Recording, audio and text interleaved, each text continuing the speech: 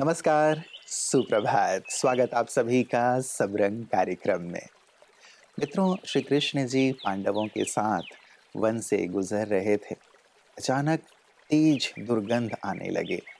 सबने अपने नाक बंद कर लिए।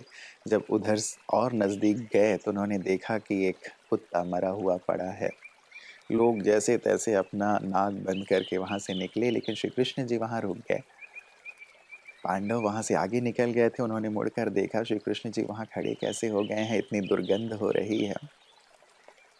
उन्होंने कहा कि केशव आइए, इतनी दुर्गंध में आप कैसे खड़े हुए हैं वहां पे। लेकिन वो अपलक उस कुत्ते की ओर देख रहे थे, मृत कुत्ते की ओर।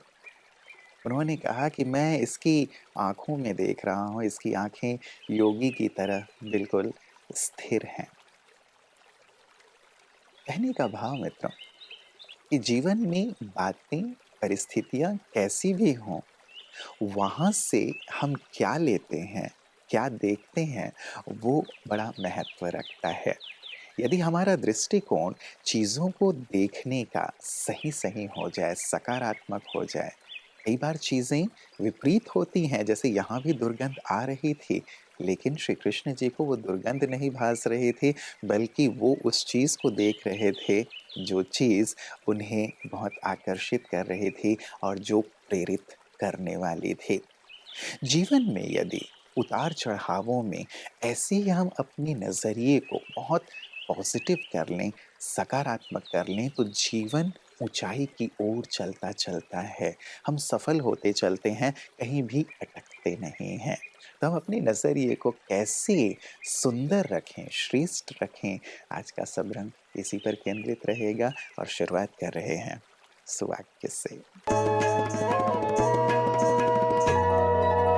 उचित दृष्टिकोण जहाँ, दृष्टि की दिशा वहाँ।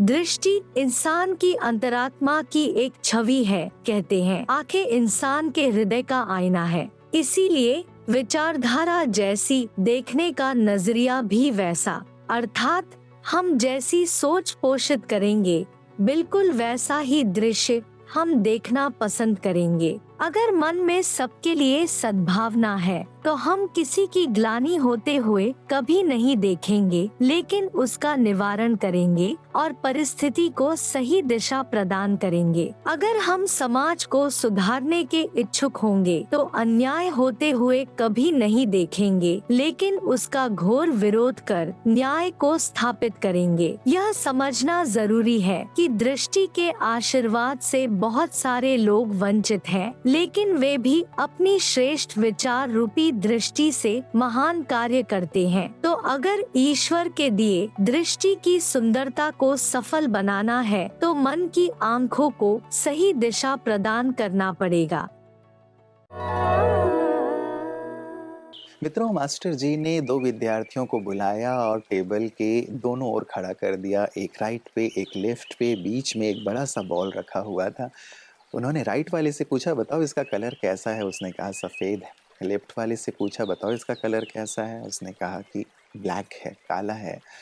अब दोनों अपनी बात पे अड़े हुए थे कि नहीं, सफेद काला, आपस में द्वंद्व होने लगा, लड़ाई होने लगी। मास्टर जी ने कहा, अब मैं जहाँ खड़ा हूँ वहाँ आकर के देखो। दोनों वहाँ आए, देखा, दोनों अपनी अपनी जगह पर सही थे। सचमुच हम एक ऐसे स्थान पर खड़े होकर के चीजों को जब देखते हैं तटस्थ भाव से, साक्षी भाव से कि चीज कैसी है, तो सही निष्कर्ष पर पहुंचते हैं। और यदि द्वंद्व की बजाय हम एक दूसरे के नजरिए को समझने की कोशिश करते हैं, तो वहां आपसी द्वंद्व समाप्त हो जाता है और एक समाधान निकल जाता है। इसीलिए अपने नजरिए को हमें दूसरे पर भी नहीं थोपना है और दूसरे के नजरिए को समझने की कोशिश करनी है। जब हम थोड़े से तटस्थ भाव से, साक्षी भाव से चीजों को देखते हैं, तो चीजों को सही सही समझ पाते हैं। तो ये समझ हम जरूर अपने अंदर विकसित करते चलें, ताकि द्वंद्व से मुक्त रहें और सही नजरिए के साथ जीवन में आगे बढ़ सकें। और आइए आगे बढ़ते हैं सेहत की ओर। ओम शांति। दोस्तों, मनुष्य और देवी देवता में क्या फर्क है? मनुष्य अधिकतर सभी रोगी रहते हैं, मनुष्य भोगी होते हैं और देवी देवता निरोगी होते हैं, वो सदा पवित्र रहते हैं। मनुष्य अपने को विकारी कहते हैं, पतित कहते हैं और देवताओं की पूजा करते हैं। किस गुण के कारण? सिर्फ इस पवित्रता के गुण के कारण। पवित्रता कैसे पैदा होती है हमने पहले भी शेयर किया कि जितना अधिक हम सत्य की समझ अर्थात ज्ञान का मनन चिंतन मंथन सिमरन करते हैं तो हमारे अंदर पवित्रता की एनर्जी पैदा होती है। अर्थात हम अपने सत्य स्वरूप में टिक करके और सामने वाले जो व्यक्ति जिससे हम व्यवहार करते हैं उसके भी सत्य स्वरूप अर्थात उनको भी अपने को भी आत्मा निश्चय करते हैं और सामने वाले को आत्मा समझ करके व्यवहार करते हैं तो हमारे अंदर उसे इसे ही पवित्रता कहते हैं। इससे हमारे अंदर तन भी हमारा पवित्र, मन भी पवित्र हो जाता है और धन भी पवित्र हो जाता है, संबंध संपर्क भी पवित्र हो जाता है, इवन सोपन भी पवित्र हो जाते हैं। और जितनी अधिक हमारे अंदर पवित्रता आती जाती है उतनी अधिक हमारे अंदर शांति आती। शांति अर्थात हम पास्ट के जो भी हुआ उसको हम एक सेकेंड में फुल स्टॉप लगा सकते हैं क्योंकि 90% हमारे थॉट्स जो हैं पास्ट की इमोशनल हर्ट तो साइकोलॉजिकल हर्ट से आते हैं और उसी के रंग में हम वर्तमान को देखते हैं। तो दोस्तों जब हम पवित्रता की एनर्जी आ जाती है तो हम पास्ट को फुल स्टॉप लगा सकते हैं और हमारे अंदर थॉट्स ट्रैफिक जो 90% कम हो जाता है तो हमारे अंदर शांति महसूस करते हैं। दोस्तों जैसे मान लीजिए 40 थॉट आपको 1 मिनट में आ रहे थे तो सिर्फ 4 ही थॉट रह जाते हैं, वो सत्य थॉट्स हैं APCD। तो मैं आत्मा परमात्मा के संतान सर्वसंबंध परमात्मा से और ड्रामा में जो हुआ उसको फुल स्टॉप लगा के अपने सत्य में टिके परम सत्य बाप से कंबाइन होकर हर कर्म करना, इसी को हम कर्मयोगी स्थिति भी कहते हैं। दोस्तों ये शांति की एनर्जी क्या है? इससे हमारे लंग्स को रेस्पिरेटरी सिस्टम को नरिशमेंट मिलती है जिससे कि हमारी ब्रीदिंग स्लो और रिदमिक हो जाती है। इससे कहते हैं मनुष्य को सांस गिन के मिलते हैं, मनुष्य को आयु सालों में नहीं मिलती है, श्वास से मिलती है।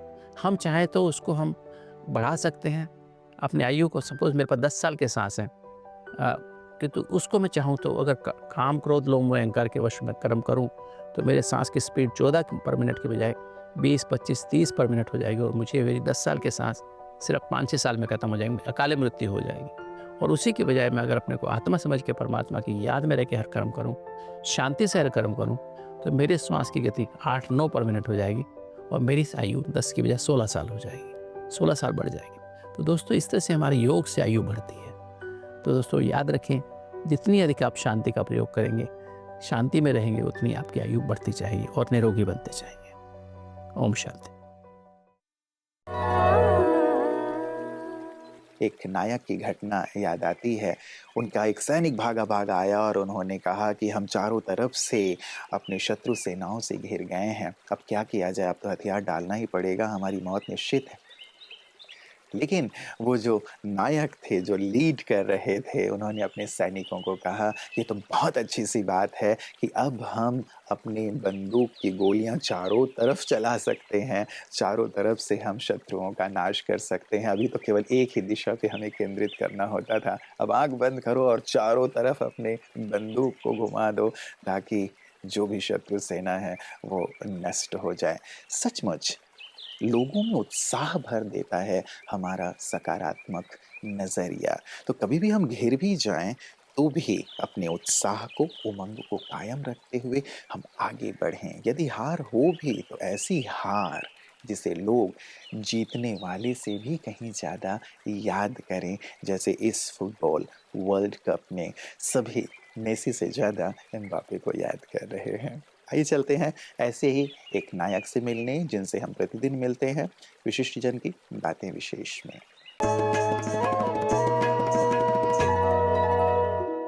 आज के टाइम में हम देखेंगे कि लोग फर्स्ट प्रायोरिटी जो है मेटेरियलिज्म को देते हैं, मेटेरियलिस्टिक चीज़ों को देते हैं और स्पिरिचुअलिटी के लिए वो कहते हैं कि अगर टाइम होगा तब देखेंगे, टाइम नहीं है। ये आज के टाइम में एक ट्रुथ है। तो आपको नहीं लगता कि first the starting point should be the spiritual part, then all the materialistic part, because the origin of the materialism is somewhere the spiritual part only. आपको क्या लगता है कि लोगों को फर्स्ट प्रायोरिटी अध्यात्म को नहीं देना चाहिए अपने लाइफ में? नहीं, वो तो देना चाहिए, लेकिन होता है कि जब बेटा बेटी और लड़का लड़की स्कूल जाते हैं जी, वो स्कूल में तो नहीं पढ़ाते, स्कूल में तो पढ़ाते यूनिवर्स कैसा बना और ये ज्योग्राफी क्या है, हिस्ट्री क्या है, मैथ्स क्या है, क्योंकि वो पढ़ाते हैं कि life skill. So life skill में ऐसा नहीं होता how to become very creative, how to write a good essay, how to speak and communicate, so ऐसा सिखाते हैं ना। सो इसमें जो पहले से ही इंटीग्रेट होना चाहिए ये स्पिरिचुअलिज्म को, क्योंकि स्पिरिचुअलिज्म तो जब आदमी 6-7 साल से होता है ना, वो अनुभव तो कर सकता है ना, एग्जाम्पल तो दे सकते हैं। सो वहीं से शुरू करने से तो बहुत अच्छा होगा, वो भी हो जाएगा ग्रेजुअली जी। लेकिन आज का तो ऐसा है, आपने कहा है कि अब देखा जाएगा, अब एज नहीं हुआ, अब 50 इयर्स के बाद 55 के बाद हम करेंगे। सो बहुत ज्यादातर लोग थे ऐसे ही कहते हैं। सो इसीलिए स्कूल कॉलेज से ही थोड़ा थोड़ा, नहीं ज्यादा नहीं चाहिए, 10 मार्क्स और 1 आवर पर वीक कर दे तो I think they can integrate, otherwise it will be a bit difficult, it takes more time.